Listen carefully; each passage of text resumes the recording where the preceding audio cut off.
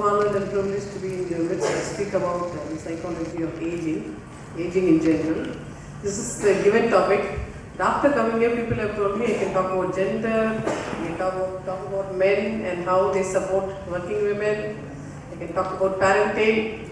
So the vote is yours. You have to tell me what I should talk about. Maybe we can put it all together, mix it up and give an add-on speech. Probably what I would speak about is, since it's International Women's Day, we'll talk about the aging in chronological order, and then how a parent can influence it, then how to combine it with cultural learning, all put together with this holistic learning. To start with, life begins with a single cell, even inside the uterus, a human uterus. But if we go back and look at science or even religion, in religion they say the first to be created was Adam, and then was created Eve. How many of you believe it true? Or how many of you think it is false? Alright. In science, it's exactly the opposite. The woman came first, the female gender was evolved first, and then evolved the male gender. You can ask me, you can challenge me, since all of us are scientists, and you can tell me, Shalini, show me evidence. Okay, let me show you evidence. Even today, all single cellular organisms, all serum traits, even up to class Insecta, or even up to class Arthropoda, most animals are only female. There is no male among these animals. Most algae, most fungi, most bacteria, most viruses, all are female. There are no males. So life started only in the female form. The female is the original and the male is a derivative, an afterthought. But maybe is better equipped, is a higher evolved female. We'll talk about it in a bit. So why did the male evolve at all? Why was the need to create a man, or to evolve a man, or a male in specific? We're not really talking about the human male, we'll just talk about the male gender. Why was the male gender created in the first place? Can somebody give me an answer? All scientists here. Sorry? Okay, to cut matters short, to save time, let me just tell you the answer. But if somebody knows the answer, I am so happy to interact with you on that. Originally, as we told, the bacteria, the fungi, all the single cellular or all the self-reproducing animals or plants were female, but they were all very susceptible to being killed by other animals, like probably viruses. One single strand of virus can kill one entire petri dish or one entire colony of bacteria, because viruses can break through the genetic code of the bacteria. Even today, more than anything else, we are afraid of viral illnesses, because we cannot even create a vaccine for a viral illness. By the time we create a vaccine, the virus would have mutated. So we are always afraid of viruses. Although we are great human beings, we can fly to Mars, we can create another civilization, but we are worried not about dinosaurs, not about tigers or lions. We are afraid of viruses. And viruses are so special because they can break our genetic material. So to create fresh new genetic material, to make every single person different from the others, so that one genetic code, even if it's broken, can protect others, because everyone has got a unique specific genetic code. We need another counterpart. We need two parts of the lottery. It's a raffle, it's rotating all the time, it keeps changing all the time. Suddenly they come together, they create one life form. This life form is unique, not replicated anywhere else. Again it goes on, it's a haploid cell, it keeps going on like that. So to create genetic variation, we needed the man, but it was equal. Why did the man or the male start thinking that it is better, more entitled or superior or culturally more privileged? How did this come about? Again, if we go back to history, we will find that in the beginning, it was all equal. Like one bacteria talking to another. Suppose I am the male bacteria and the lady there in the pink cell is a female bacteria. I'll probably tell her, pink bacteria, let me give you all the genes. You hold the genes, you reproduce, be nice to me. I will take care of you. See, I am the newly developed male protocol. I will take care of you. The female would probably, since she is female and she is smart, she will tell me, why you? Why not somebody else? If I am going to bear your genes, are you so great? What is so special about your genes, man? I'll find somebody else. And I have to tell her, no, see, I am the best possible person here. Look at my wings, look at my tusk, look at my wings or whatever. Whatever the male has special, it is different from the female.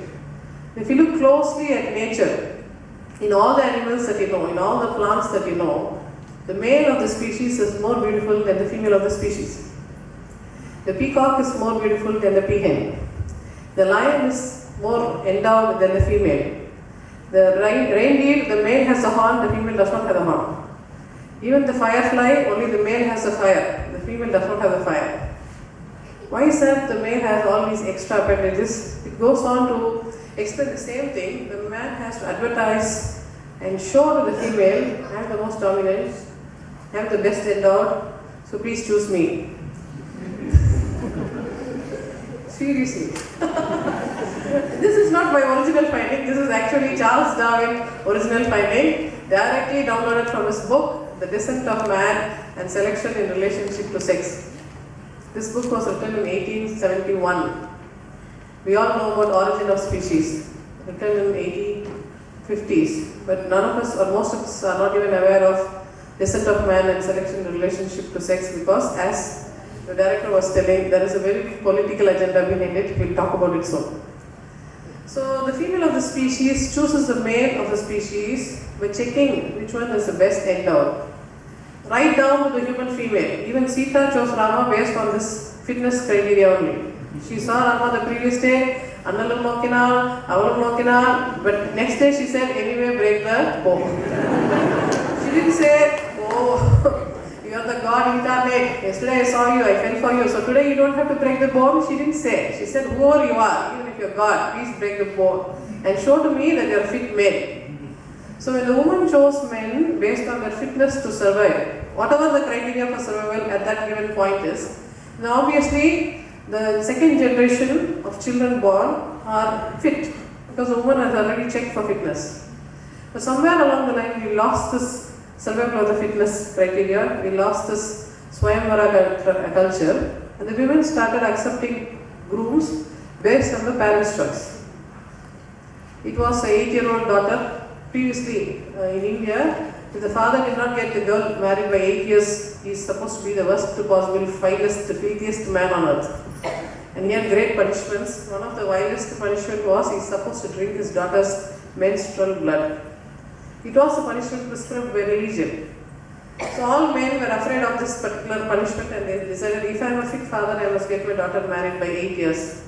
That's why we find Bharatiya's wife is only 7 years old. 7 years today we will say, what is this, a girl cannot get married. But 100 years ago, by 7 years if she is not married, the father will be sleepless. So that is the time that girls got married very early. They wouldn't have developed a brain of their own. 8 years, she is still a child. So whoever the parents choose, the girl would probably have married. If the girl is married without using her brain, without having her choice, any kind of sexual selection, then obviously the children born are not going to be fit. How do we prove it? How do we know this is the truth? Because for more than 1,000 years, India has been a slave nation. They have been colonized by the Turks, by the Mughals, by the British, by the Portuguese, by the French, by the English. Anybody, Tom, Dick, Harry, we become colonized by them. Why were we not smart enough to colonize somebody else? Or was there a time when we colonized somebody else? Yes, there was a time. Prior to that, during the Sangam era, those times, we were colonizing other people. At that time, our women were choosing men very specifically based on certain inclusion criteria. When we lost it, then we lost the ability to breed fitter children. This apart, again we go back into how children develop, since actually our topic is aging. So when the child is thus formed in the uterus, every single human male that we see now in this place was originally created as a female. Can you believe that? No. Yes. How do we prove that? What is the proof to say that each one of you here was originally created as a female? Any idea? Girls, all the boys here still have nipples. Men are not going to give milk. Very rarely men develop some milk. Very rarely men develop breast cancer too. But most commonly men do not produce any milk. Then why did nature create them with pre-existent nipples? Because originally they were created as